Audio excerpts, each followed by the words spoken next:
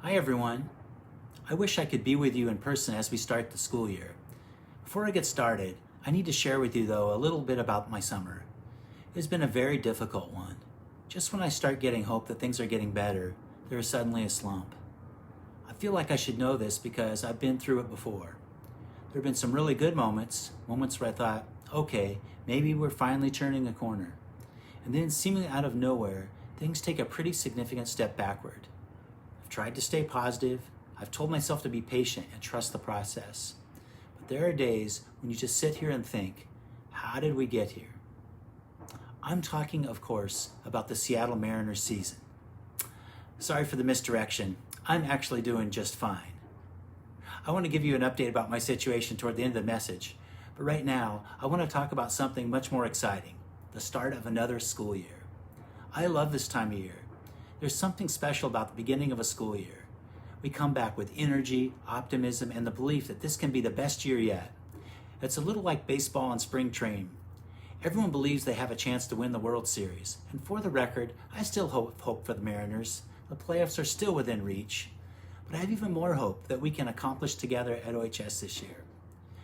Recently, I went through my high school yearbook and discovered that I was in 14 different pictures. Kind of painful to look at, but there were 14 pictures. I was involved in tennis, cross country, ASB leadership, junior statesman, service club, spirit club, and several other activities. Basically, I wanted to do everything and succeed at everything. I've actually carried that same tendency to be over-involved throughout my adult life, but I'm realizing something. Sometimes the best way to accomplish more is to focus on fewer things and do them really well. And I think that lesson applies to us as a school. As educators, you have your own goals. Your department has goals. The district has goals. We have our own school improvement plan. You have individual student needs, professional goals, curriculum requirements, and countless other things competing for your attention. So this year I want to simplify our task and nest our goals around one primary area. There's one thing I want us to focus on together. It's this, that we work together in our professional learning teams to develop inclusive practices that help more of our students learn, engage, and succeed than ever before. That is our opportunity for growth and improvement. We know that students don't all learn the same way. Some students need more scaffolding.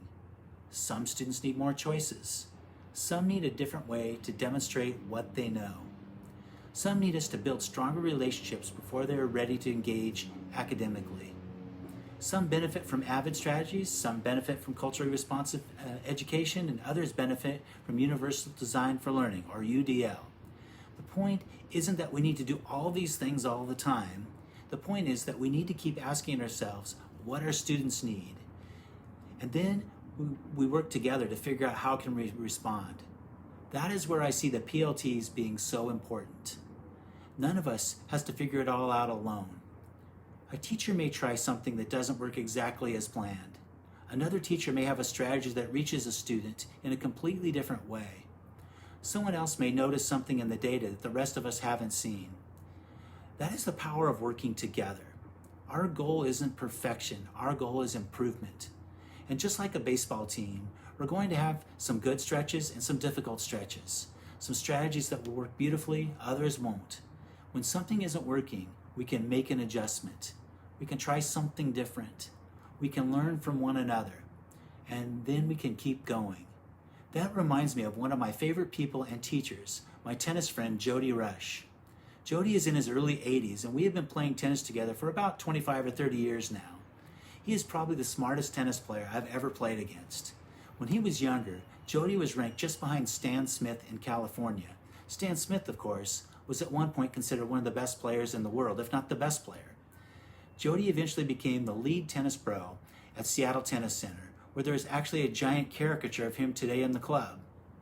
We met on the courts and have played regularly ever since. Several years ago, we played 5 sets of tennis. Going into it, I kept thinking, I'm going to wear this old guy down. Of course, he's probably younger than I was then, but it didn't exactly work out because his core was so strong, and he actually seemed to get better as the match went on. But that's what I admire most about Jody. It's just how good he is. It's never that he keeps trying to get better. About a decade ago, Jody asked me to play with a younger player named Colton, who was the same age as Sam when he was in middle school. Colton had tremendous ability, and today he's ranked 138th in the world. Actually, he's playing today in the US Open qualifying. To me, it's a tribute to Jody's great teaching. But what impresses me most about Jody is that he works with players of every level. He doesn't just teach everyone the same way. He finds ways to meet people where they are. He helped me change my serve. In my 50s, he taught me how to hit a drop shot. And almost every time we play, he makes me think differently about my game. I get better because someone is willing to work with me, learn with me, and help me make an adjustment. It isn't just one size fits all. That's what I hope we can do for our students this year. We don't need every teacher to use the same strategy.